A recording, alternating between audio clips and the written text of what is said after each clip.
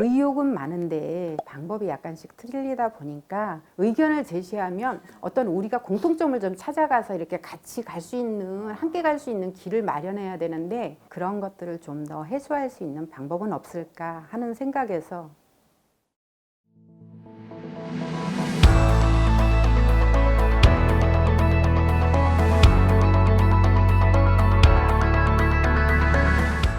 안녕하세요. 저는 주민자치에 활동을 하고 있는 이한희입니다.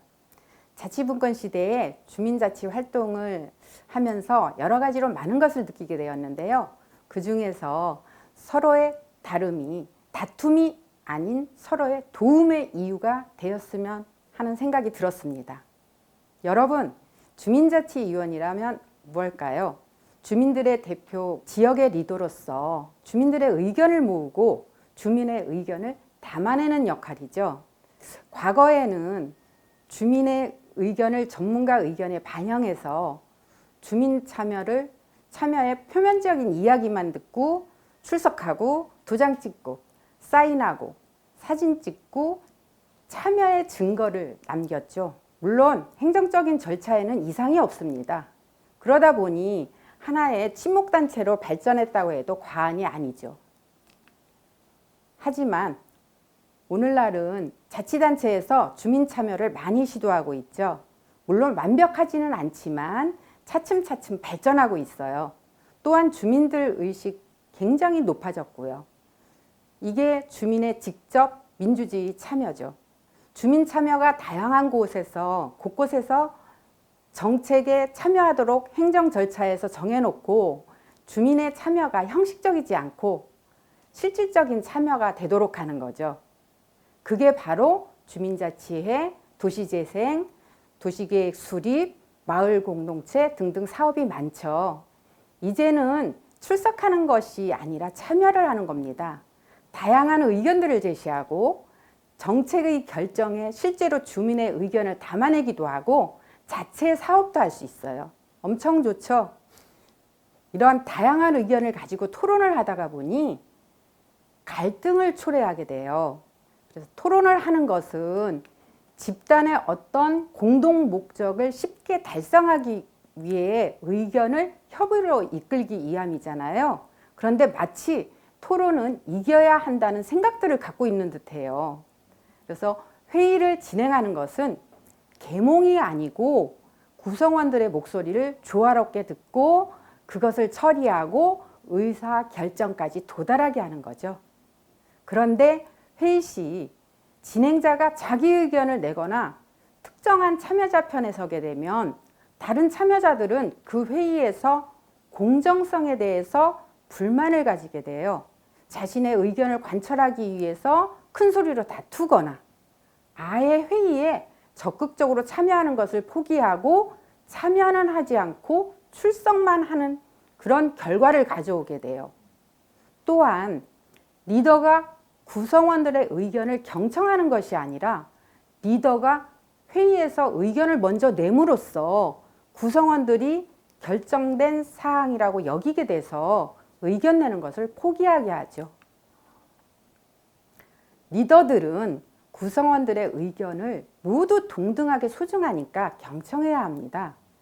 또한 어떠한 의견도 가차없이 탈락되지 않도록 해야 합니다.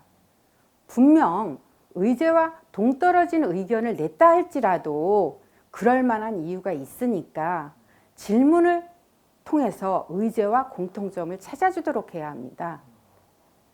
회의에서 가장 갈등의 골을 깊게 하는 것은 찬반을 묻는 것입니다. 물론 모든 사람들은 정치성을 지니고 있기 때문에 합리적인 선택을 잘 하지 않고 눈치를 봐서 지도부의 어떤 눈치를 봐서 찬반을 선택하는 사람들이 대다수입니다. 이러다 보니까 서로 찬성과 반대를 선택한 사람들이 갈등을 일으키게 돼요. 반대를 한 사람들은 자율성이 없다고 여기게 돼서 자발적이지 않게 되죠. 모든 그런 구성원들은 사실상 존중받고 신뢰받는다고 여겨질 때 참여를 잘합니다. 또한 정해진 정책을 바로 실행하기보다는 충분히 토론하고 논의한 후에 결정을 하는 것이 좋습니다. 그래서 저는 이렇게 생각을 합니다. 모든 의견은 동등하게 귀중하고 사람들은 늘 효과성을 추구하게 되죠. 또 인간은 이기성과 협력성도 동시에 지닌다고 생각을 해요. 또 사람들이 그렇게 행동하는 데는 그럴 만한 이유가 있구나 이렇게 생각하시면 좋겠습니다. 그리고 회의를 할 때 어떤 당의 사안에 대해서는 이해관계자한테 반드시 모든 논의를 개방하는 것이 좋습니다. 대화의 원칙을 세우는 것도 좋습니다. 갈등은 대화로 해결을 하는 것이 좋겠죠. 물리적, 폭력적 수단을 행사하지 않았으면 좋겠어요. 언어적 폭력도 마찬가지입니다. 그리고 저는 가장 중요하게 생각하는 건데요. 진행자의 중립입니다. 상생회의에서는 진행자가 항상 중립을 지켜야 합니다. 질문으로 전체를 탐색하고 논의 내용을 잘 기록해야 한다고 생각을 합니다. 또 하나, 단일 채널의 원칙도 굉장히 중요합니다. 하나의 회의를, 전체 회의에서 회의를 해서 협의를 했는데 그 협의된 내용을 일부 마음 맞는 사람끼리 다시 또 모여서 다시 협의를 진행하면 결국은 회의를 하지 않는 것이 좋습니다. 이 또한 갈등을 초래하게 되죠. 그래서 저는 이렇게 생각을 합니다.